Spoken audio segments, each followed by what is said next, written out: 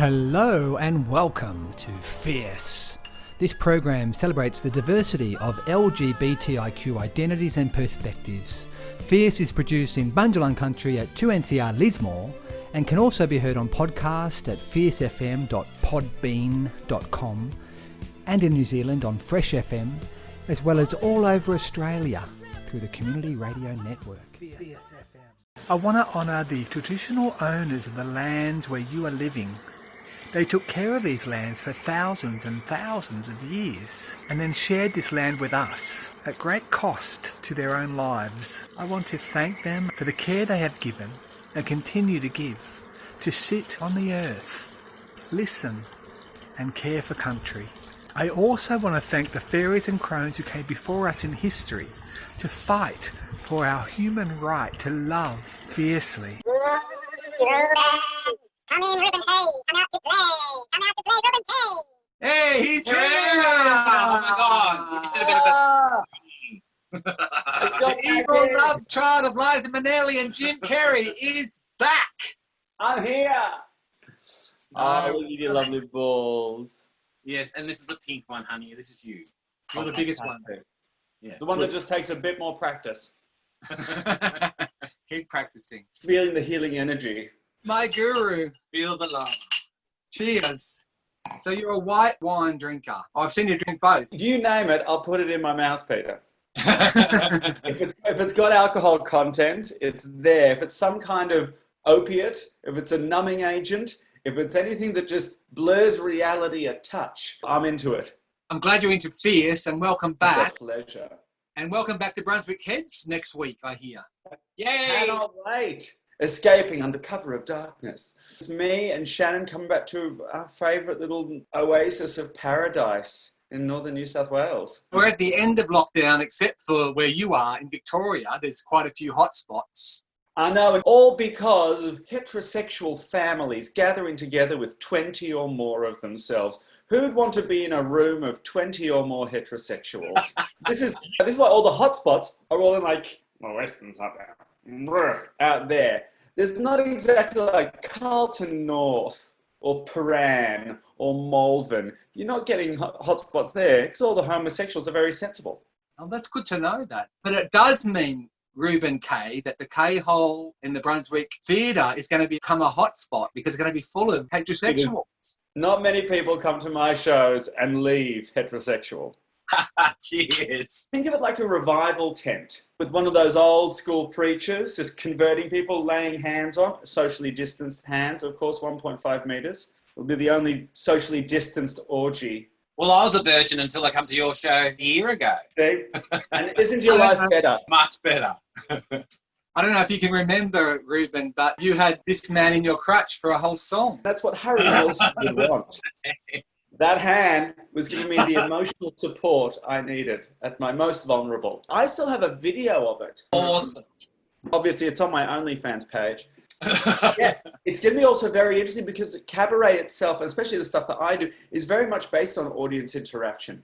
And with adhering to all of the regulations, that kind of thing just isn't possible at the moment. So I can't sort of reach out and touch the audience, and I can't be in the midst of them, which is one of my favorite places to be as a performer, yes. to be performing in the middle of audiences. You get a sense for the feeling and the pulse and the emotional state, and there's friction there, in a really exciting friction that happens.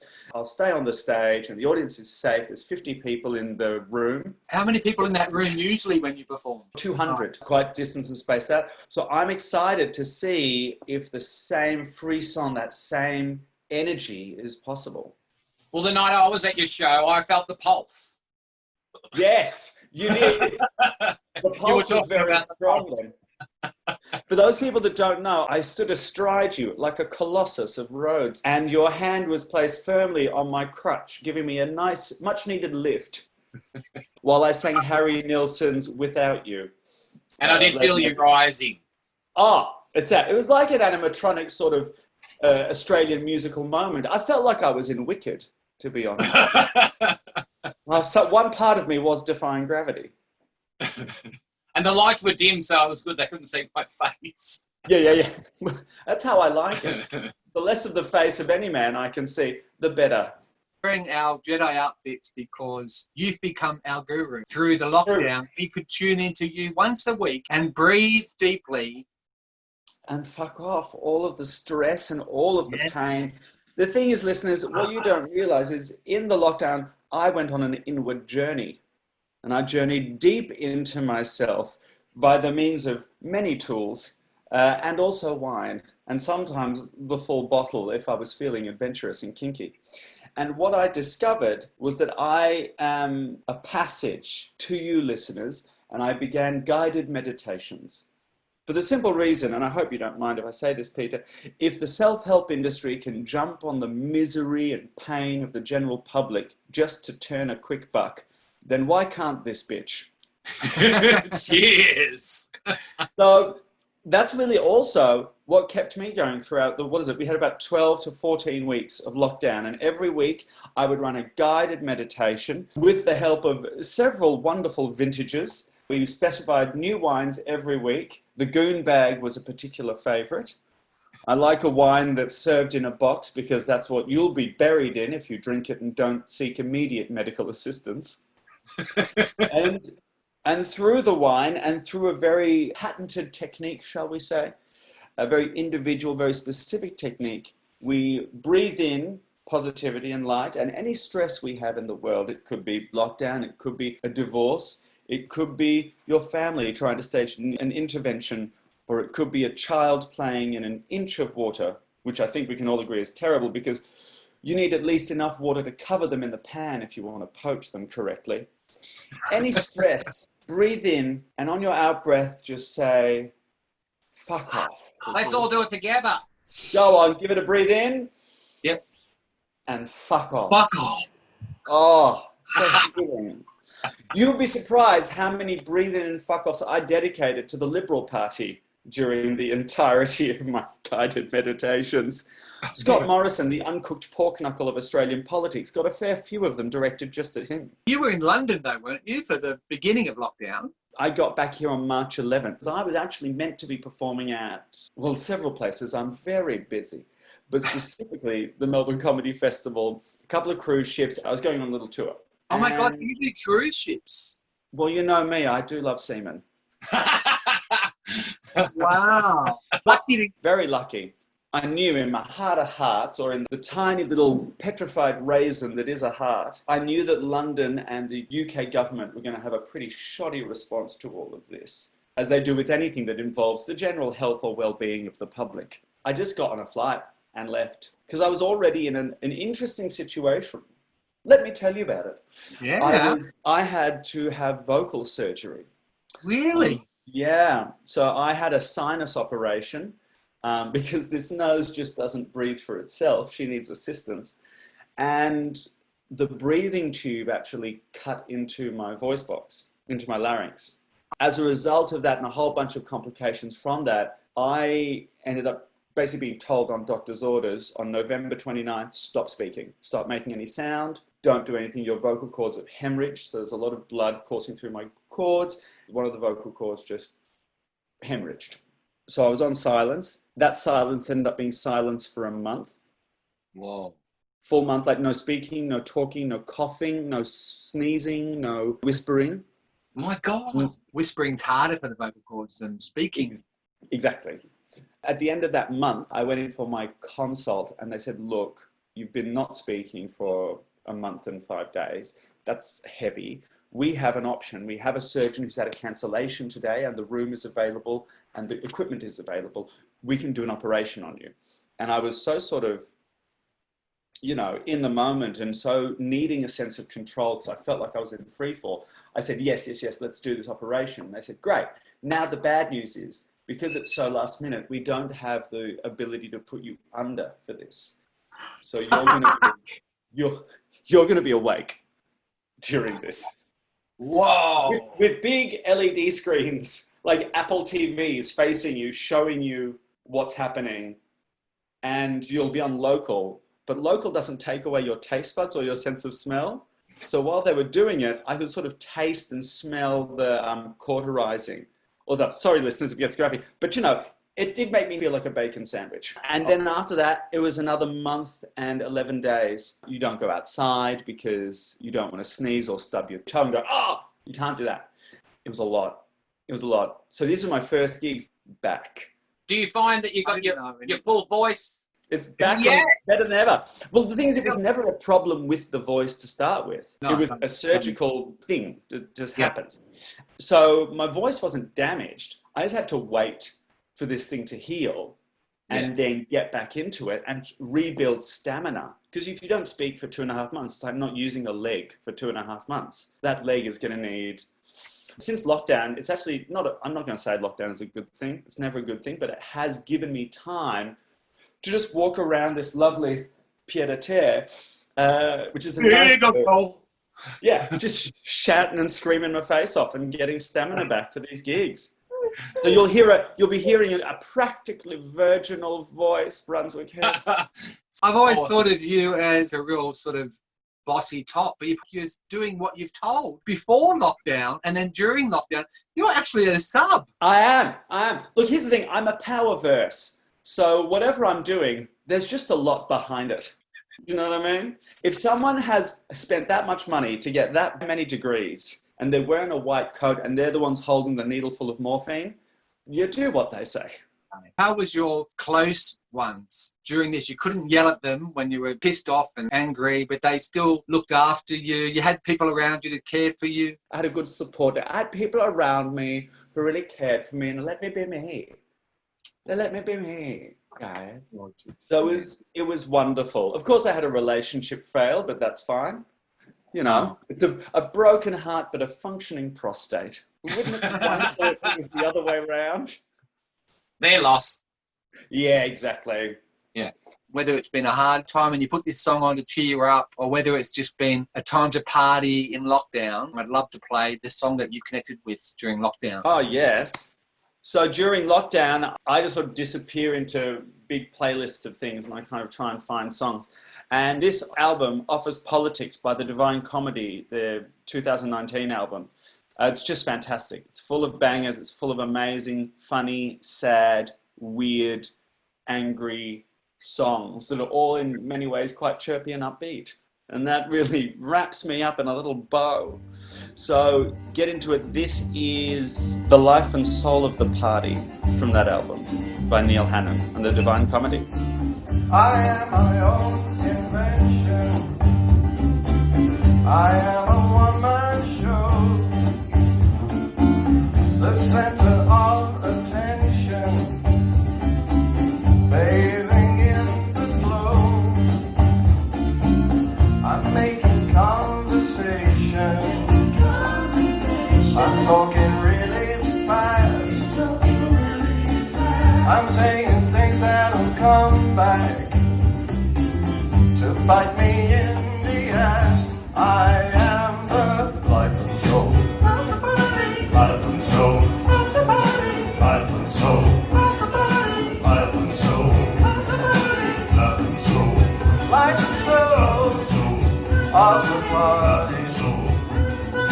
Yeah. Tell me what makes you tick. Let me pick your brains. I wanna drive my Arctic down your memory lane. I've got a million questions. I could go on for years. I gotta make a connection and dribble in your ear. I am the life and soul. Life and soul. Life and soul. Life Every and soul. week during Unwind, you had a half-hour script, Yeah. which you couldn't have done from memory, and you probably improvised quite a lot, but there was also parts you had written and prepared. When you talk about people supporting you, I was very lucky because Unwind was conceived with me and a friend, Andy Ballack, and he and I were writing every week. We were going, here's a new story, here's a new story. It was like being in a writer's room. It was just Andy and I going, what have we got? What's the next thing? What's this joke? What's this? How do we improve this? How do we punch this up? And then I had a producer Jax Musa, who's this kind of short Lebanese firecracker of a woman who like got a ring light. She found out the streaming thing. She found all this up. And then she was able to jimmy rig an auto cue out of a computer screen and found a auto cue software. And then she found out how to operate it so she could operate it from another room. So we were all socially distanced. So at the time, while I'm standing on a lens, the text was moving forward. It was a total garage backhouse operation, but we made it look and sound like a 25-minute, half-hour show. I'm very proud of it, and I want to keep doing it. And it's all available on YouTube. They're all available on YouTube, on my Instagram, which is at the original Ruby K. All the episodes are on IGTV, on my Facebook. I'm available. I love the first episode, journeying through all the different episodes. And then the 10th episode was completely different. Yeah. With Black Lives Matter happening around the world. And I was really grateful. I was reading a lot and learning a lot. I learned a lot just watching you share. It was an interesting, one second, just as you're getting to the serious part, my computer says the connection's about to go. So I'm just running and grabbing my power cord before this happens. And of course, We're loving I just this have to talk about something serious. How big is this house? Oh my God. I know, it's massive. We were thinking it's just like You're in a caravan. video. No, it's not. It's actually quite petite, but I just take a long time to get anywhere.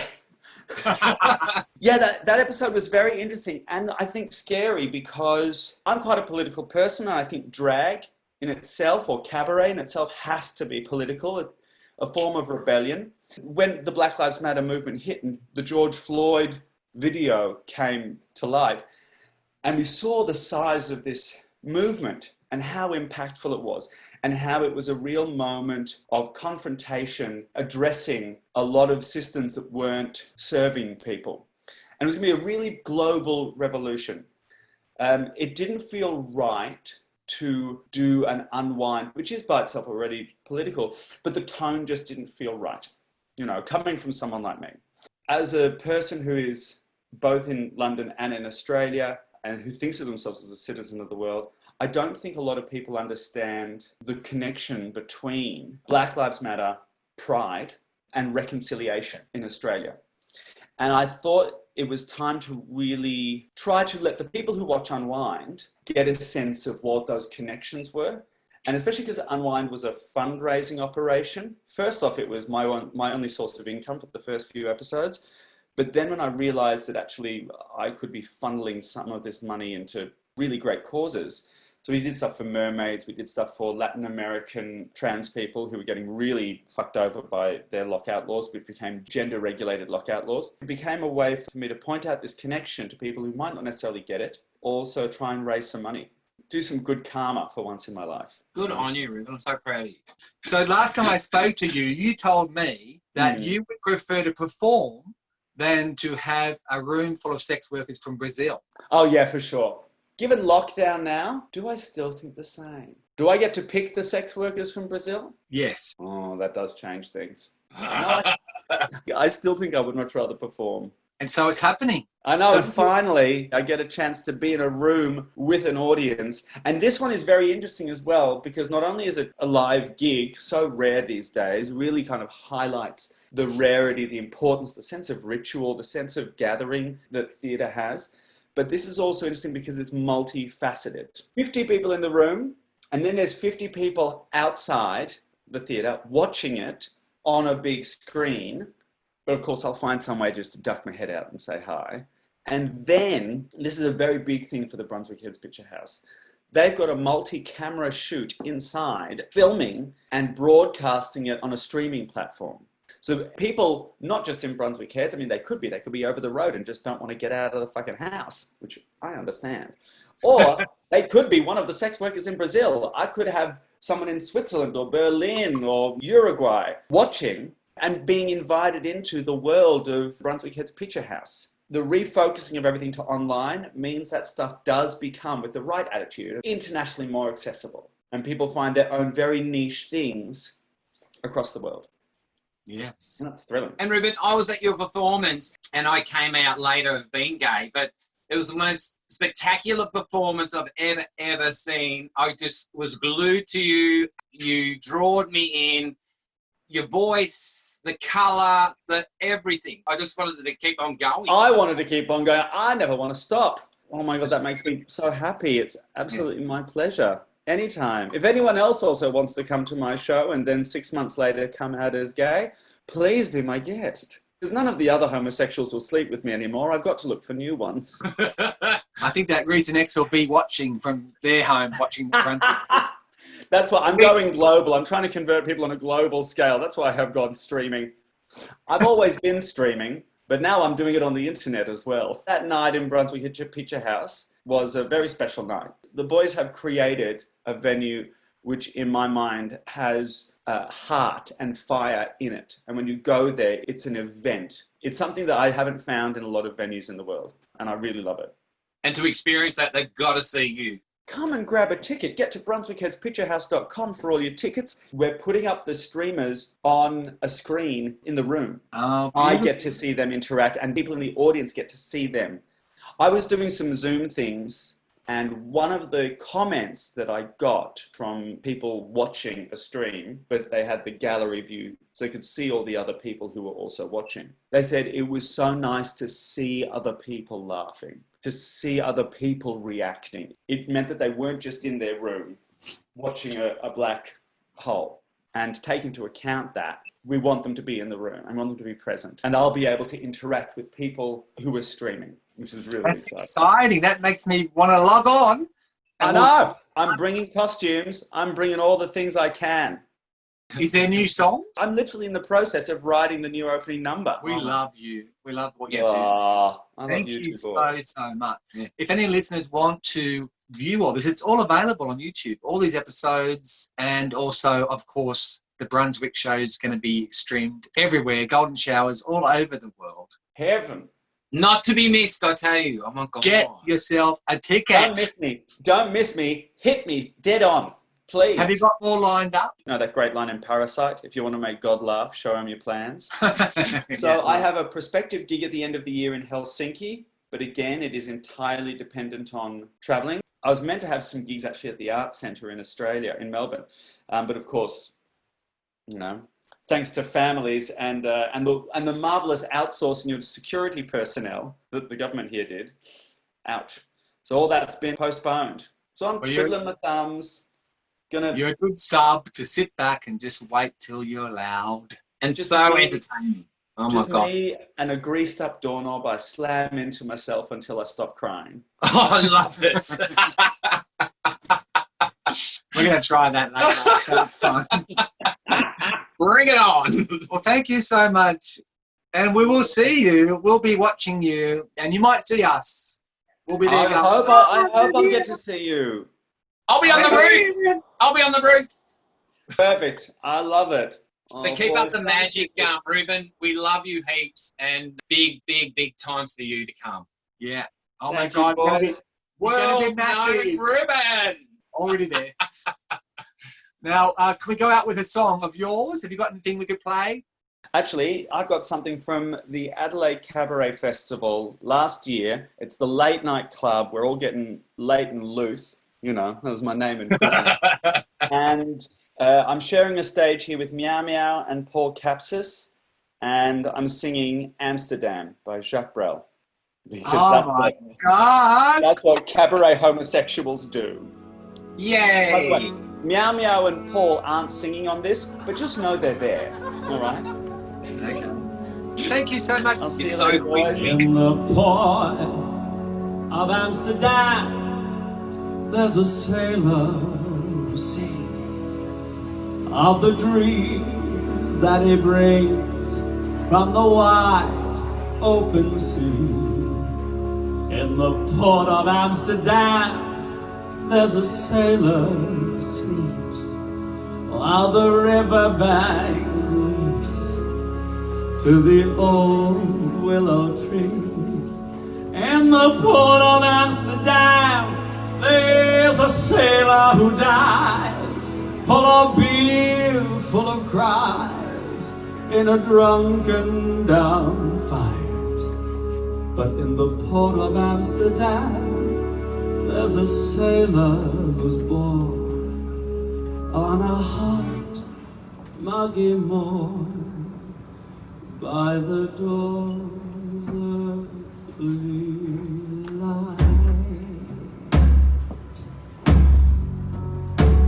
In the port of Amsterdam, where the sailors all meet, there's a sailor who eats only fish ends and tails.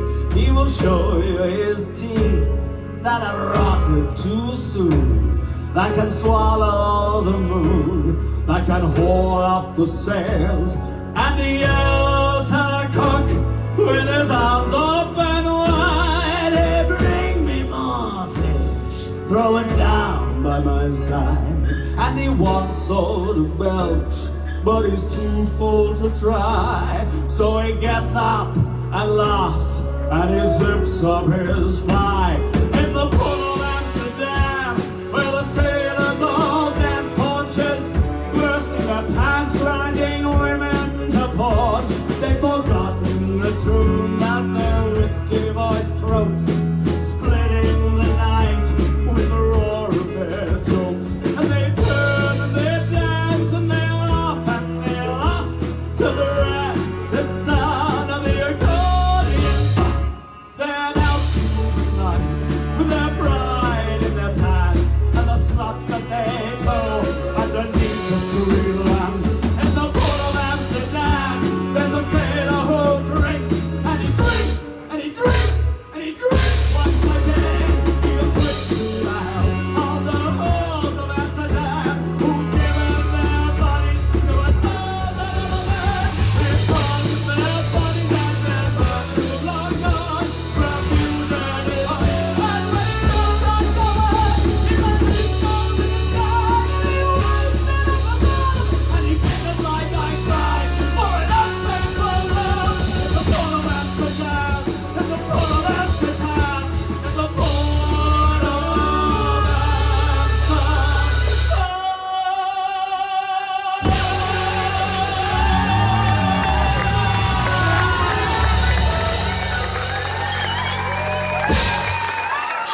Look at you twiddling your balls in front of me. I know. And they look very clean today. We've got a white one and a grey Well, age comes for us all, dear. one. Thank you for listening to Fierce. This program celebrates the diversity of LGBTIQ identities and perspectives. Fierce is produced in Bundjalung Country at 2NCR Lismore and can also be heard on podcast at fiercefm.podbean.com and in New Zealand on Fresh FM, as well as all over Australia through the Community Radio Network. Fierce FM on Spotify.